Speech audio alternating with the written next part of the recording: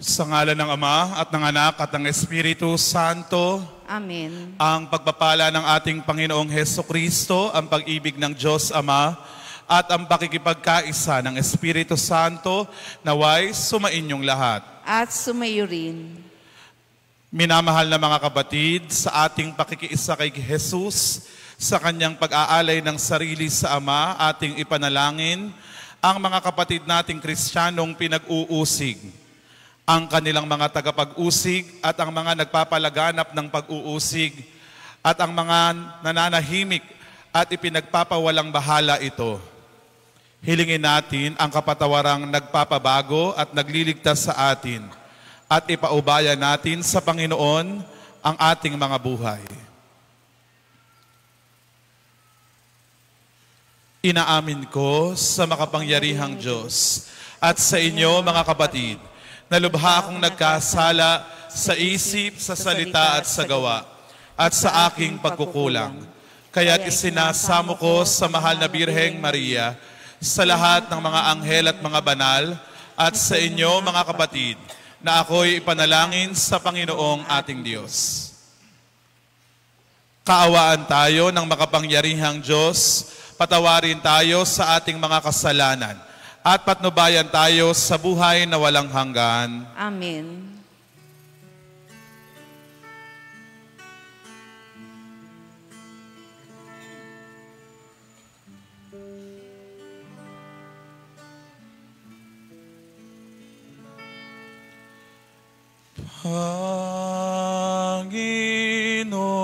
Panginoon, kaawaan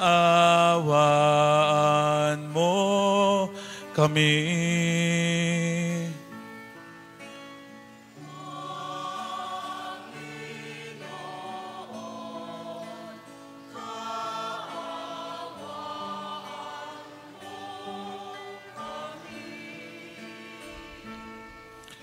Kristo, kaawaan mo kami.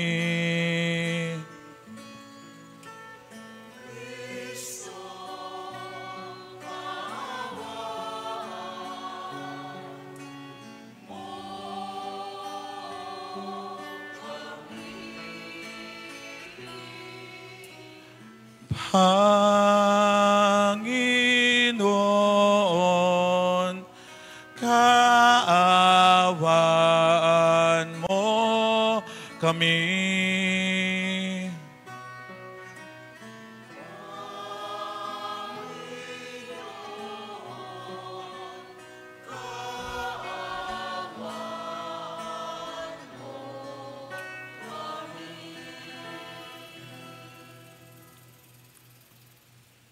Manalangin tayo. Ama naming makapangyarihan, sa iyong kapasyahay, inibig mong makatambal sa pagpapakasakit ng iyong anak ang iyong sambayanan. Ipagkaloob mo sa mga pinag-uusig dahil sa iyong ngalan ang espiritu ng pagtitiis at pagmamahal, upang sila'y maging mga saksing matatapang sa paninindigang ang mga pangako mo'y maaasahan. Sa pamamagitan ni Hesukristo, kasama ng Espiritu Santo, magpa sa walang hanggan. Amen. Magsiupo ang lahat.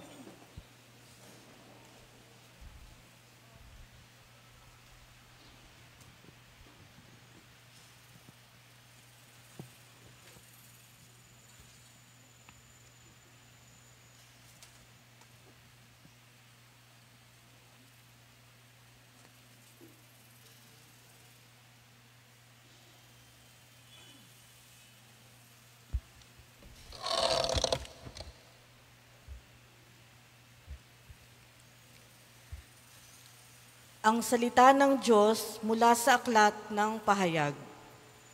Akong si Juan ay nakakita ng isa pang kagilagilalas na pangitain sa langit. 7 anghel na may dalang 7 salot. Ito ang panghuling mga salot sapagkat dito magwawakas ang puot ng Diyos. May nakita akong animoy dagat na kristal na nagliliyab. Nakita ko rin ang mga nagtagumpay, laban sa halimaw at sa larawan nito, at sa nagtataglay ng pangalang katumbas ng isang bilang. Nakatayo sila sa dagat na animoy kristal. Hawak ang mga alpang ibinigay ng Diyos. Inaawit nila ang awit ni Moises, na lingkod ng Diyos at awit ng Kordero. Panginoong Diyos na makapangyarihan sa lahat, dakila at kahanga-hanga ang iyong mga gawa. O Hari ng mga bansa, matuwid at totoo ang iyong mga daan. Sino ang hindi matatakot sa iyo, Panginoon? Sino ang tatangging magpahayag ng iyong kadakilaan? Ikaw lamang ang banal. Lahat ng mga bansa ay lalapit at sasamba sa iyo, sapagkat nakita ng lahat ang matuwid mong mga gawa. Ang salita ng Diyos. Salamat sa Diyos. Poong Diyos na dakila, gawa mo'y kahanga-hanga. Poong Diyos na dakila, gawa mo'y kahanga-hanga. Umawit ng bagong awit at sa poon ay alay, pagkat yung ginawa niya ay kahanga-hangang tunay. Sa sariling lakas niya at taglay na kabanalan, walang hirap na natamo, yung hangad na tagumpay. Poong Diyos na dakila, gawa mo'y kahanga-hanga. Ang tagumpay niyang ito'y siya na rin ang naghayag. Sa harap ng mga bansay, nahayag ang pagliligtas. Ang pangako sa Israel, lubos niyang tinutupad. Poong Diyos na dakila, gawa mo'y kahanga-hanga. Umingay ka, karagatan, at lahat ng lumalangoy. Umawit ang daigdigan at lahat ng naroroon. Umugong sa palakpakan, pati yoong kalaliman. Umawit ding nagagalak ang lahat ng kabundukan. Poong Diyos na dakila, gawa mo'y kahanga-hanga.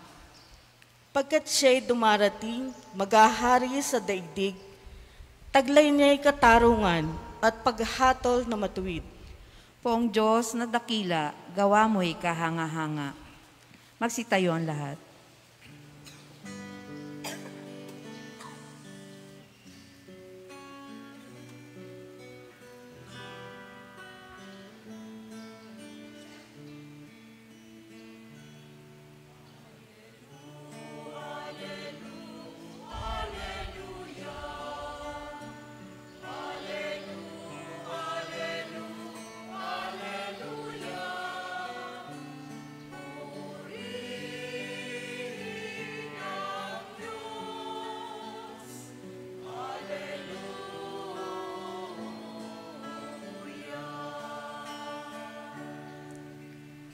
Manatili kang matapat hanggang iyong kamatayan, pagkat buhay aking bigay.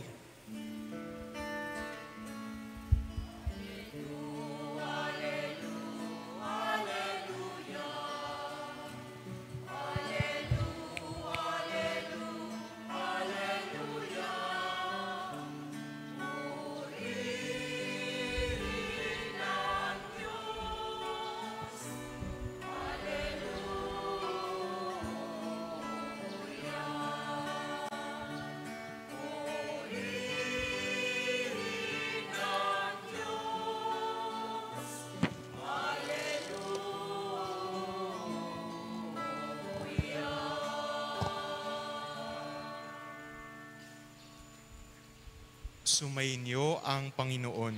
At sumayo rin. Ang mabuting balita ng Panginoon ayon kay San Lucas. Papuri sa iyo, Panginoon.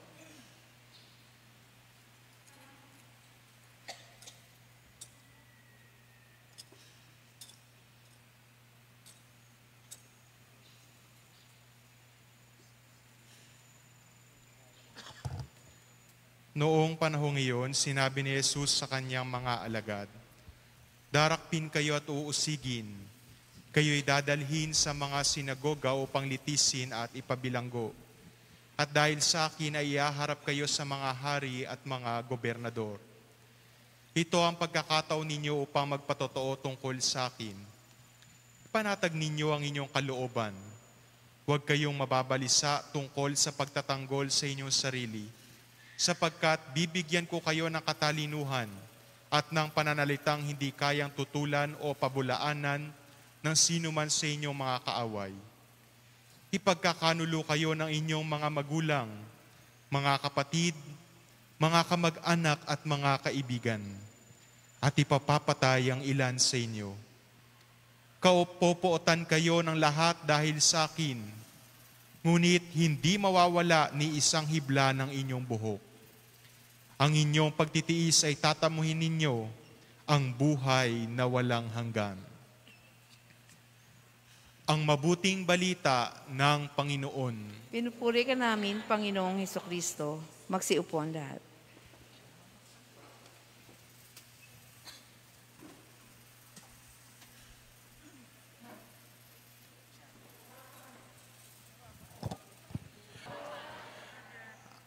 Ako po ay masayang-masaya dahil unang beses ko pong makapagdiwang ng banal na misa dito po sa parokya ng San Andres. Ako po ay taga-Garay, pero hindi po ako nakapagmisa dito kahit kailan. Simula po ako yung naging pari, pero masaya po ako dahil nandito ako ngayon. Hindi ko lang po alam kung masaya kayo, pero maraming salamat po, syempre sa atin pong Kura Paroko, Father Ray Rivera, sa atin po mga kasamang pari, Father Monique, saka po syempre kay Father JP, dahil po naimbitahan ako sa wakas. Pagka tinatanong ko po yung mga kaibigan kong pari, na napupunta po dito, syempre po, hindi naman ho ako na-assign dito kasi taga dito nga po ako, kinakamusta ko ho sila, kamusta ba kayo sa Garay? Alam po ninyo anong sinasabi nila? I-chismis ko na ng konti. Isa ho sila ng sinasabi. Alam po ninyo kung ano? Yung mga taga-Garay daw po ay mababait. Ang sabi ko ho sabi ko, syempre mapagmamalaki ko, taga-Garay ho ako Gabi ko, ganun kami talaga sa mga taga-Garay. Mababait kami talaga. Pero bukod po doon, di po ba? It's somehow showing to us or showing to the people ano po yung bunga ng ating pananampalataya. Ang bunga ng ating pananampalataya ay dapat nakikita sa ugali at sa ating mga gawa. Amen po ba? Amen. Naniniwala ako na yung ating itinuturan ay nakikita sa kung paano tayo nape-perceive ng ibang mga tao. At yun po, sa palagay ko, bunga ng ating pananampalataya sa Diyos, bunga ng ating mga debosyon, lalo tigit sa ating patrong si San Andres. Pero po minsan, di po ba, kapag mabait tayo, gumagawa tayo ng mabuti, minsan, hindi rin natin maiiwasan yung pag-uusig. Di po ba? Naranasan nyo na po ba yun? Gumawa kayo ng mabuti? Mabait ka naman. Wala ka namang ginagawang masama. Pero inuusig ka. O nakaranas ka ng hindi maganda, masakit. Halimbawa, gumawa ka ng isang bagay na mabuti tapos napagsabihan ka pa ng masama. Naranasan nyo po yun? Ako po, meron akong ganyang karanasan. Dati, ako po yung naka-assign sa Santa Rosario, sa Hagonoy. Naglinis po ako ng simbahan. Na-post po sa Facebook. Tapos may nag-comment po doon. Yan si Father, baka lang yan, ningas kugon, simula lang yan. Tigil-tigilan ako sa mga ganyan. Di po ba? Wala naman ho ako sa intensyon na para magpasiklab, na-post lang ho sa Facebook yung paglilinis ng simbahan. Pero alam po ninyo yun, yung may pag-uusig pagkatapos, minsan o hindi lang minsan, kung hindi kadalasan, laging magkaakibat o laging magkasabay yung paggawa ng mabuti at yung pag-uusig. Naranasan po ninyo yun? Gumagawa ka ng mabuti, ikaw pa i-chismis. Mga chismis, Di po ba? Minsan, tumulong ka na, sinabihan ka pang pakialamero. Di po ba? Minsan, tumulong ka na, nakinig ka doon sa problema ng kaibigan mo, pero, ikaw pa ang minasama. Marami ho tayong ganyang mga karanasan. Pero huwag nating kakalimutan na kaakibat talaga ng paggawa ng mabuti, yung pag-uusig. Bakit nga ho ba laging itong magkatambal? Kasi po, ito po ang realidad ng mundong ginagalawan natin ngayon. Laging mayroong pagtutunggalian ng masama at ng mabuti. At kapag umuusbong at kapag ka nagpupursigi yung mabuti, ano pong ginagawa ng masama? Anong ginagawa? Pipigilan yung mga gumagawa ng mabuti. Di po ba? Gagawin niya ang lahat para yung mga gumagawa ng mabuti, huminto na. Tumigil na. Yan po ang pangunahing ginagawa ni Satanas eh. Di po ba? Ang gusto ni Satanas, no, yung mga gumagawa ng mga mabuti, huminto na. Kasi nga, matatalo siya eh. No? Kaya anong gagawin niya? Yung mga gumagawa ng mabuti, bibigyan niya ng maraming problema. Yung mga gumagawa ng mabuti, bibigyan niya ng maraming mga pagsubok sa buhay. Yung iba, bibigyan niya ng sakit. Yung iba, bibigyan niya ng maraming mga na kuro-kuro para tumigil na yung gumagawa ng mabuti. No, halimbawa, ang isang grupo, nagtitipon-tipon, talaga nagpapakabanal, praising sa Panginoon. No, anong gagawin ni Satanas? Ilalagay doon yung isang chismosa para masira yung samahan. O wala ako binapatamaan, ano. Pero ganoon po minsan eh. Di po ba? Ginagawa ang lahat ng kalaban ng Diyos upang patigilin yung mga gumagawa ng mabuti. Bakit? Kasi nga po, kapag ka po huminto at sumuko yung mga taong gumagawa ng mabuti, sino ang unang masasaktan? Nasasaktan yung Diyos. Nasasaktan yung Diyos kapag ka sumusuko tayo sa paggawa ng mabuti. Bakit? Kasi dahil sa paggawa ng mabuti, makakarating tayo ng langit. Our end goal for doing good is to be in heaven. At kapag ka makakarating tayo sa langit, isa lang pong ibig sabihin noon. Ang ibig sabihin po noon ay makakaisa natin ng Diyos.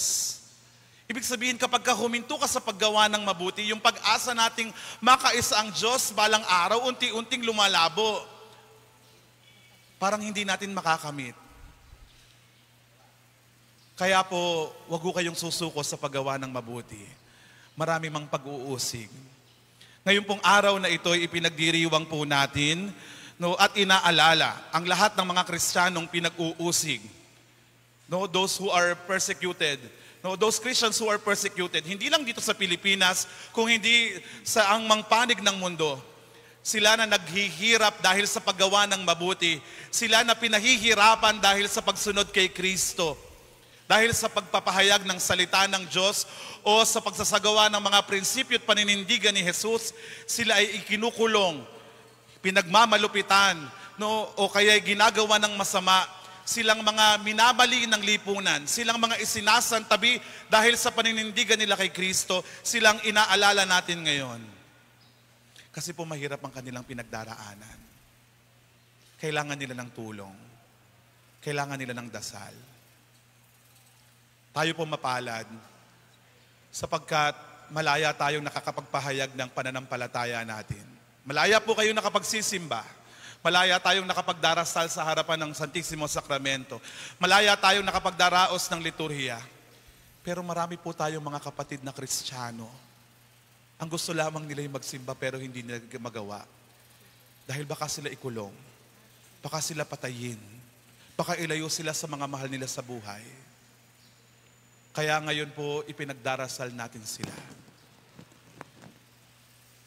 Pasalamat po tayo sa Panginoon dahil meron tayong ganitong klaseng pribileyo. Hindi na natin kinakailangan gumawa ng marami pang paraan para makasamba sa Panginoon. Kinakailangan lang natin sumipot dito para makasamba sa Kanya. Isipin po ninyo yung napakalaking pribileyo yung meron tayo. Kaya nga po nakakahiya minsan pagka tamad na tamad pa tayong magsimba. Because there are people na gagawin ng lahat makapagsimba lamang. Makatanggap lang ng banal na komunyon. O makatanggap lang ng kahit na anumang sakramentong magmumula sa simbahan. Kinakailangan pa nilang itaya ang kanilang buhay, makamit lang ang mga bagay na iyon. Pero tayo mapalad sapagkat hindi natin kinakailangan pagdaanan iyon. Pero bilang pagtulong sa kanila, bilang pakikiisa sa mga kapatid natin sa pananampalatayang pinag-uusig, ipinagdarasal natin sila ngayon na huwag silang sumuko, na huwag silang mapanghinaan ng loob, na lagi nilang maalala na makapangyarihan ng ating Diyos. Na kung makapangyarihan ng ating Diyos, anumang nagpapahirap sa kanila ngayon, mawawala ito. Anumang nagpapasakit sa kanila, ngayon, dahil makapangyarihan ng Diyos, magbibigay sa kanila ito ng pag-asa. Pag-asa na dadali nila sa kanilang paglalakbay nang sa gayon marating nila yung pinakadulo at yung tagumpay na ipinapangako ng Panginoon sa ating lahat. Walang iba kung hindi ang buhay na walang hanggan. Alam po ninyo, ito po ang pinaka-puso ng ating ebanghelyong binasa ngayon. No, ang atin pong ebanghelyo ngayon, narinig po natin ng mga nakaraang linggo lamang, ipinahayag po sa atin. No, mula po ito sa ebanghelyo ng San Lucas. No, kung babalikan po ninyo yung kasaysayan ng komunidad ni San Lucas, they were also persecuted. No, inuusig din sila, no, ang ilan sa mga kasama nila sa pananampalataya noong nagsisimula pa lamang ang simbahan. No, marami sa kanila ikinukulong din, binubugbog, inihaharap sa mga gobernador, sa mga punong saserdote, no, at ang mga kalaban nila ay pati na rin ang kanilang mga pamilya.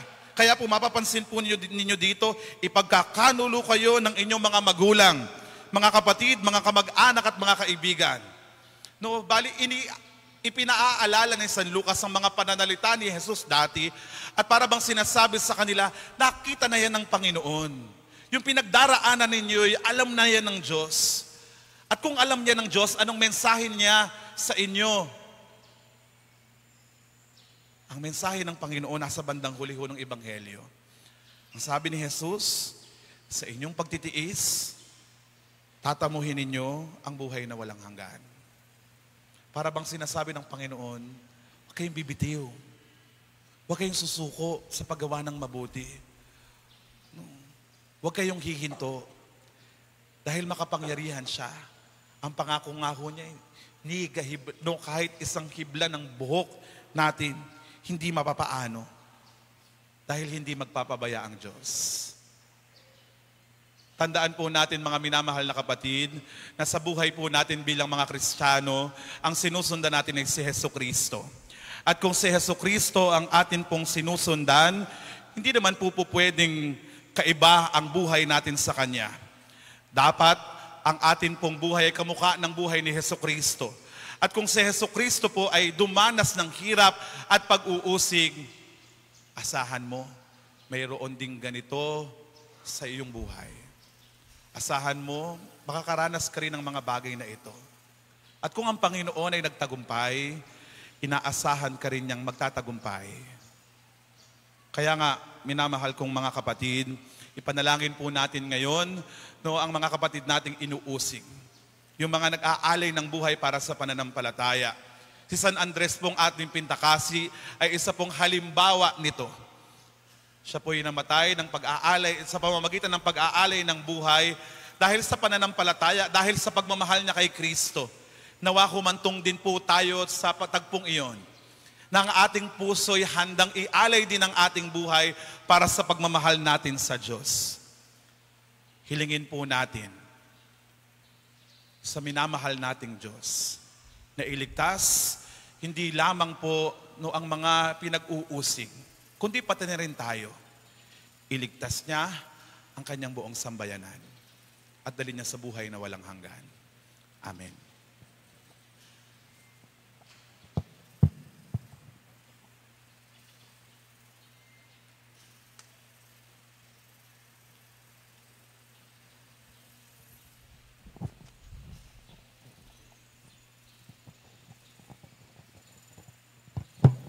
Magsitayo ang lahat.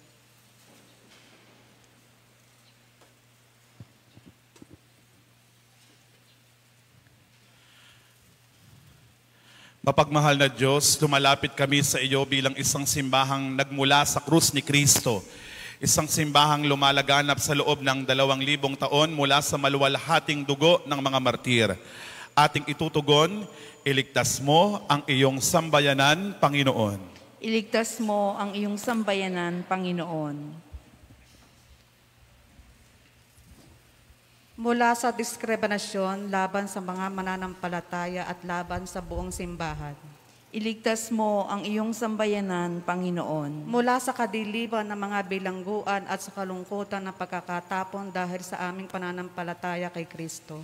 Iligtas mo ang iyong sambayanan, Panginoon. Sa matinding pagkabagabag ng pagsamba ng patago sapagkat hindi ito pinapahintulutan. Iligtas mo ang iyong sambayanan, Panginoon. Mula sa kawalang katarungan, digmaan, terorismo, pagpapahirap, pagpatay at lahat ng uri ng pasakit dahil sa aming pananampalatayang Kristiyano. Iligtas mo ang iyong sambayanan, Panginoon. Sa pasakit na dulot ng coronavirus, lalong-lalo na para sa mga frontliner na nag-alay ng kanilang buhay, sa ikaliligtas ng lahat. Iligtas mo ang iyong sambayanan, Panginoon. Atin ngayong itugon sa bawat pagsamo, sa iyo, Panginoon, kami umaasa. Sa iyo, Panginoon, kami umaasa.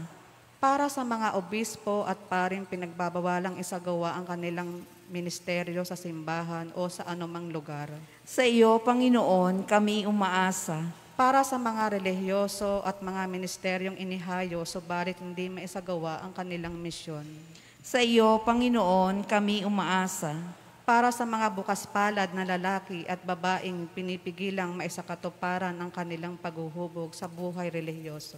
Sa iyo, Panginoon, kami umaasa. Para sa mga magulang na nawawalan ng pagkakataong makapagbigay ng tamang aral sa pananampalataya sa kanilang mga anak. Sa iyo, Panginoon, kami umaasa. Sa mga profesional at mga ordinaryong manggagawang hindi mabigyan ng pantay na karapatan at oportunidad dahil sa kanilang pananampalataya. Sa iyo, Panginoon, kami umaasa. Sa mga kapatid nating nagdurusa dahil sa COVID-19, ihatid nawa sila ng kagalingan at bigyan ng lakas at pag-asa. Sa iyo, Panginoon, kami umaasa. Sa mga pumanaw dahil sa COVID-19, kamtinawa nila ang kaligayahang walang hanggan sa piling ng Panginoon. Sa iyo, Panginoon, kami umaasa. Sa katahimikan, itaas natin sa Panginoon ang ating mga natatanging kahilingan.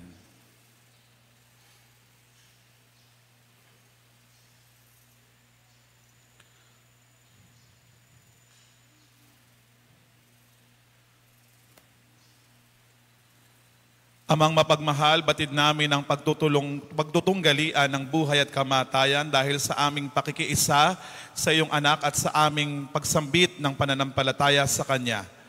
Pagaanin mo ang sakit na aming nadarama.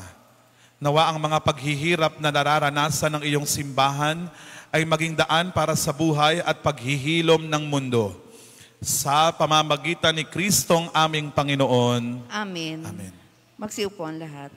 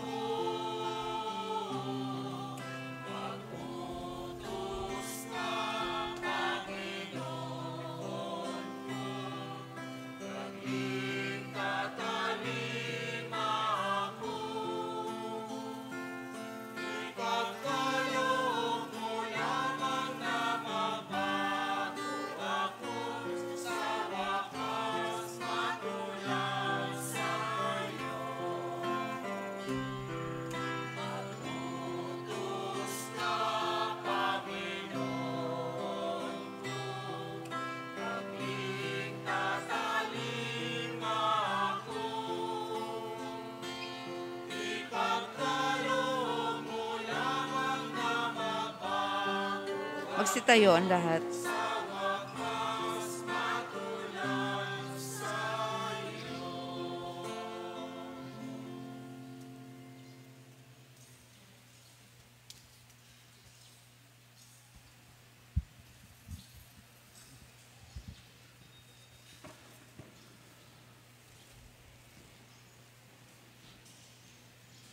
Manalangin kayo mga kapatid upang ang paghahain natin ay kalugdan ng Diyos ang mga makapangyarihan. Tanggapin nawa ng Panginoon ito paghain sa iyong mga kamay, sa kapurihan niya at karangalan, sa ating kapakinabangan at sa buong sambayanan niyang banal. Ama naming lumikha, tanggapin mo ang aming alay at pithaya sa ikapapanatiling matatag ng mga nagdaralita dahil sa pag-uusig ng mga ayaw maniwala. Ang pakikiisa sa paghahain ni Kristo, naway ikatuwa ng mga matiising ang mga ngalay sa langit, nakatala sa pamamagitan niya, kasama ng Espiritu Santo, magpasawalang hanggan. Amen. Sumainyo ang Panginoon. At sumayo rin. Itaas sa Diyos ang inyong puso at diwa. Itinaas na namin sa Panginoon. Pasalamatan natin ang Panginoong ating Diyos. Marapat na siya ay pasalamatan. Ama naming makapangyarihan, tunay ngang marapat na ikaw ay aming pasalamatan sa pamamagitan ni Jesucristo na aming Panginoon.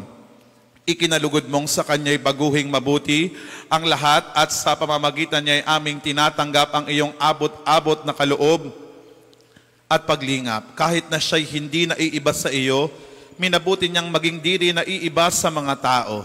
Hamak siyang tulad namin sa kamatayang totoo, noong inihain niya ang sarili ng kami makasundo mo. Kaya naman iyong idinangal siya at iyong itinampok upang sa lahat siya'y manguna. Ngayon nga'y lahat ng sa kanya'y nakikiisa ay talagang magkakamit ng iyong buhay at ligaya. Kaya kaisa ng mga anghel na nagsisiawit ng papuri sa iyo nang walang humpay sa kalangitan, kami nagbubunyi sa iyong kadakilaan.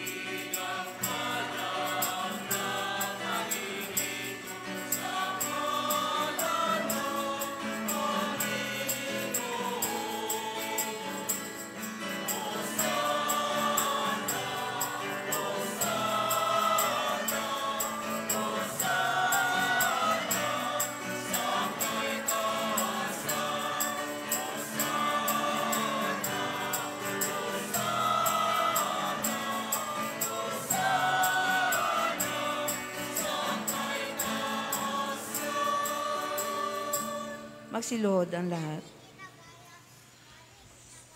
Ama naming banal, ikaw ang bukal ng tanang kabanalan, kaya't sa pamamagitan ng iyong Espiritu, gawin mong banal ang mga kaloob na ito upang para sa aming maging katawan at dugo ng aming Panginoong Heso Kristo. Bago niya pinagtiis ang kusang loob na maging handog, hinawakan niya ang tinapay. Pinasalamatan kaniya, pinaghati-hati niya iyon, iniabot sa kanyang mga alagad at sinabi, tanggapin ninyong lahat ito at kanin. Ito ang aking katawan na ihahandog para sa inyo.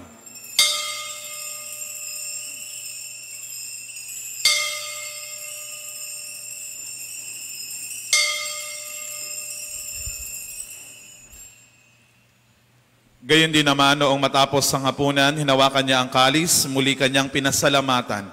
Iniabot niya ang kalis sa kanyang mga alagad at sinabi, tanggapin ninyong lahat ito at inumin, ito ang kalis ng aking dugo, ng bago at walang hanggang tipan.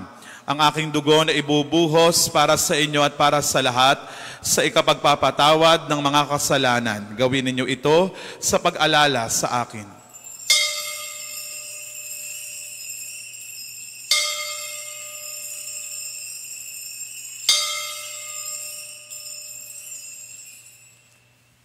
Magsitayo ang lahat. Ipagbunyi natin ang misteryo ng pananampalataya.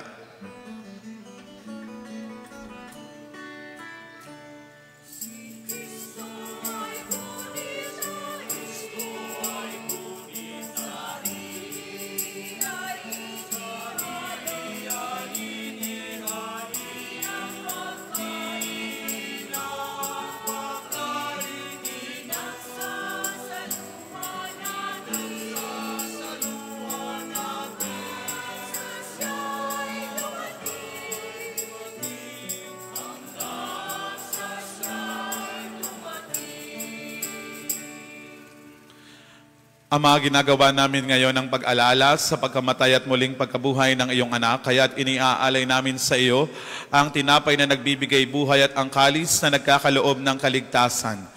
Kami nagpapasalamat dahil kami iyong minarapat na tumayo sa harap mo para maglingkod sa iyo. Isinasamo namin kaming magsasalo-salo sa katawan at dugo ni Kristo ay mabuklod sa pagkakaisa sa pamamagitan ng Espiritu Santo. Ama, lingapin mo ang iyong simbahang laganap sa buong daigdig. Puspusin mo kami sa pag-ibig. Kaisa ni Francisco na aming Papa at ni Dennis na aming Obispo at ng Tanang Kaparian.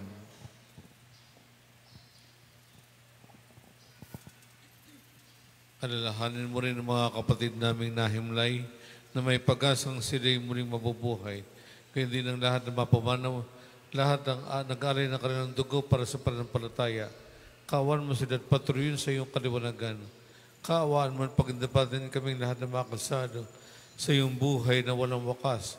Kaysa na mahal na Birheng Maria, na ina ng Diyos at ang kanyang kabiyak ng puso na si San Jose, kaysa ng mga apostol, ni San Andres naming pintakasi at ang lahat ng mga banal na namuhay dito sa daigdig ng kalugod-lugod sa iyo.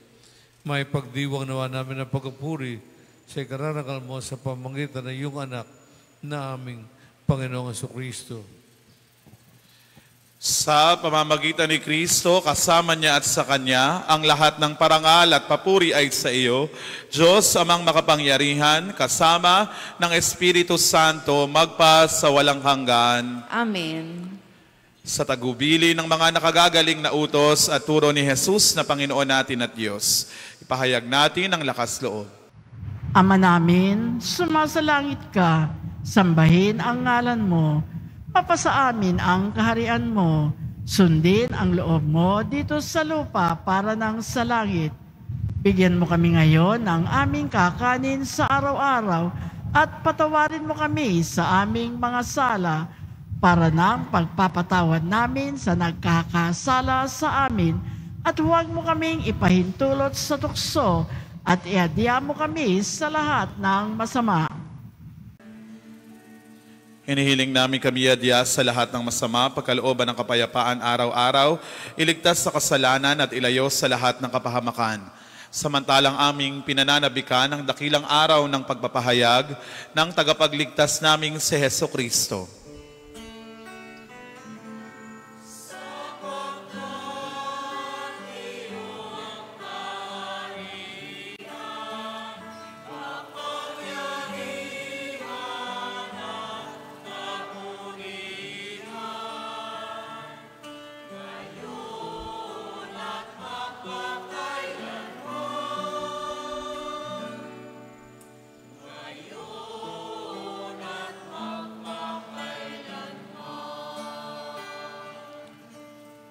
Panginoong Heso Kristo, sinabi mo sa iyong mga apostol, kapayapaan ang iniiwan ko sa inyo, ang aking kapayapaan ang ibinibigay ko sa inyo. Tunghayan mo ang aming pananampalataya at huwag ang aming pagkakasala. Pagkalooban mo kami ng kapayapaan at pagkakaisa ayon sa iyong kalooban.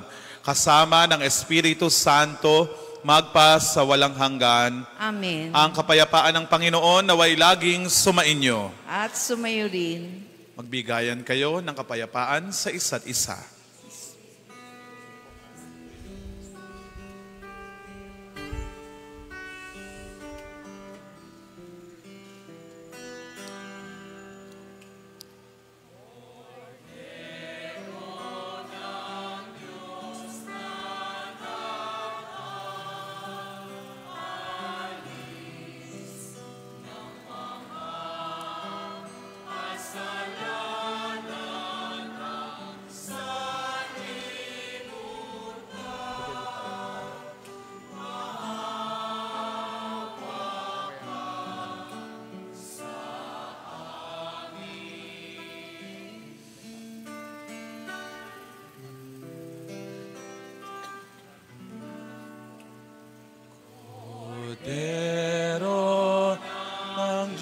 Diyos na nakaalis.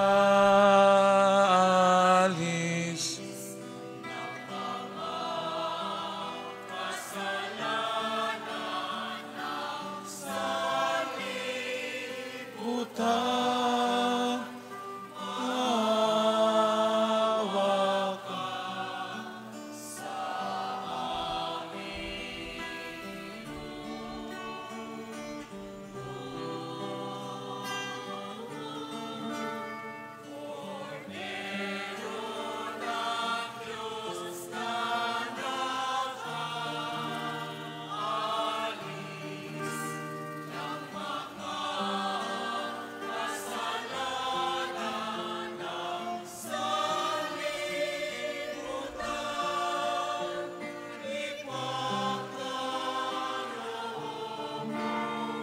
Sa amin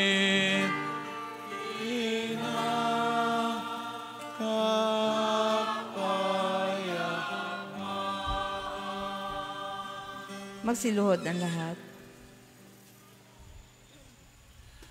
Mga kapatid, narito si Kristo ang kordero ng Diyos na nag-aalis ng mga kasalanan ng sanlibutan. Mapapalad tayong inaanyayahan upang siya'y ating tanggapin. Panginoon, hindi ako karapat-dapat na magpatuloy sa iyo, ngunit sa isang salita mo lamang ay gagaling na ako.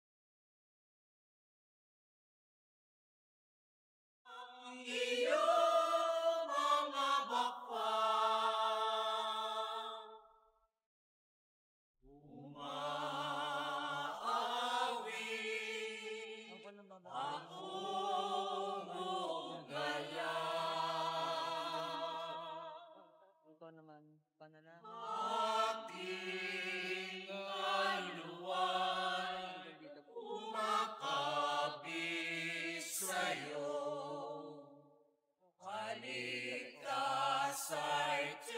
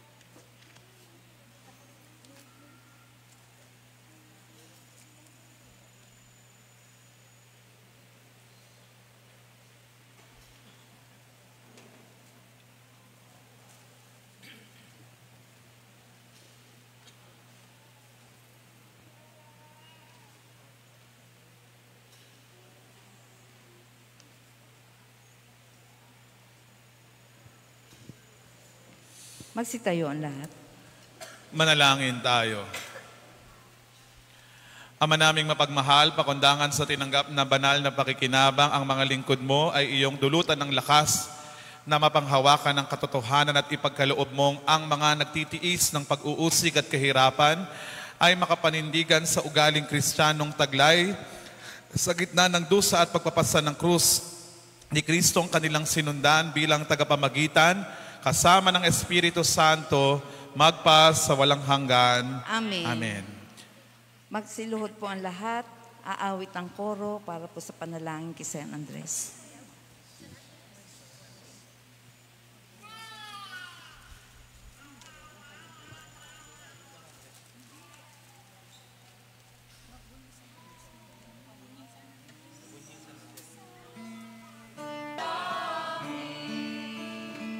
Ipanalangin mo kami, San Andres. Na kami maging dapat makinabang sa mga pangako ni Jesucristo ang ating Panginoon. Manalangin tayo. Nagsusumamo kami sa iyo, Panginoon, na kami sana'y laging tulungan ng apostol na si San Andres na hinirang mong maging tagapangaral at pastol ng iyong simbahan.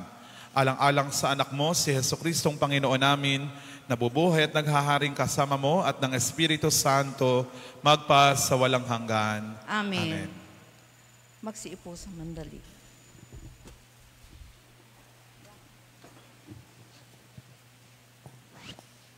Gaganapin po natin ngayon ang raffle para po sa San Andres.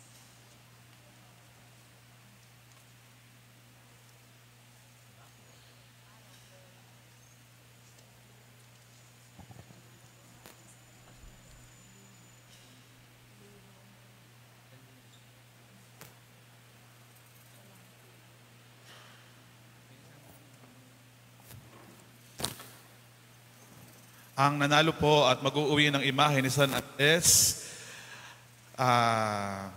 Miss Rachel Ann Feliciano. Nandyan po ba? Palakpakan po natin.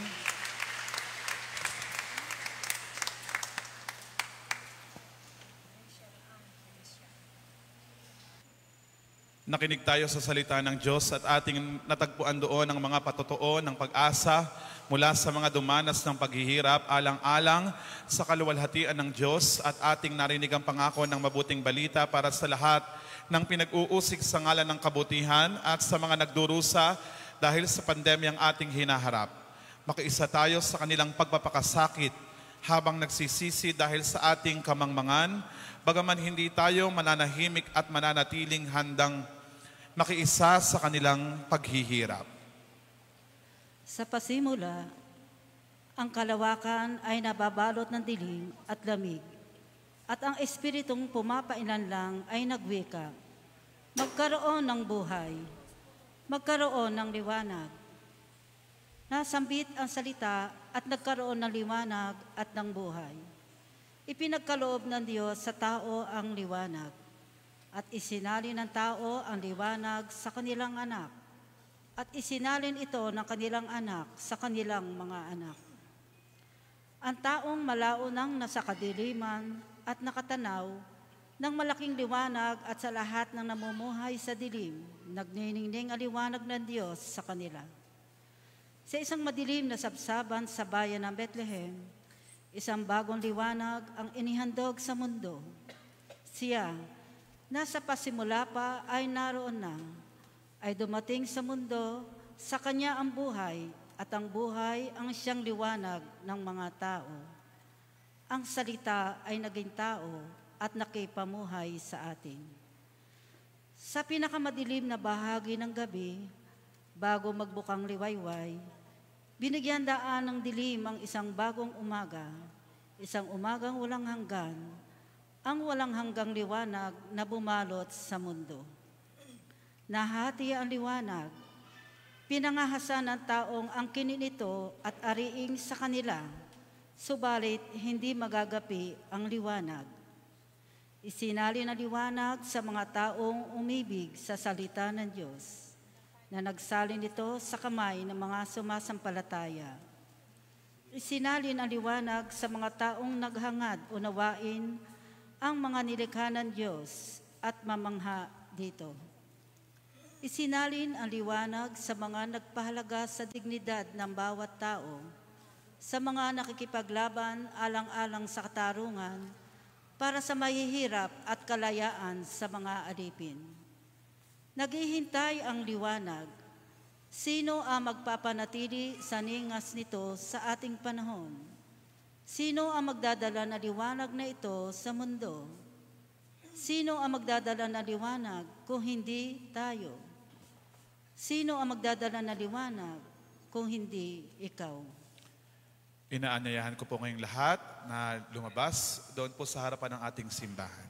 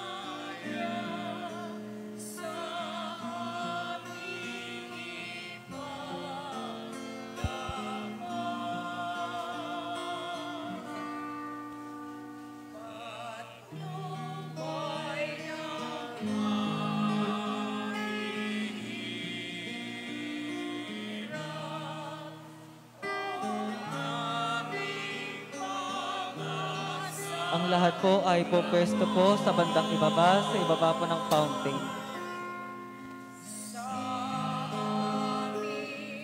Sa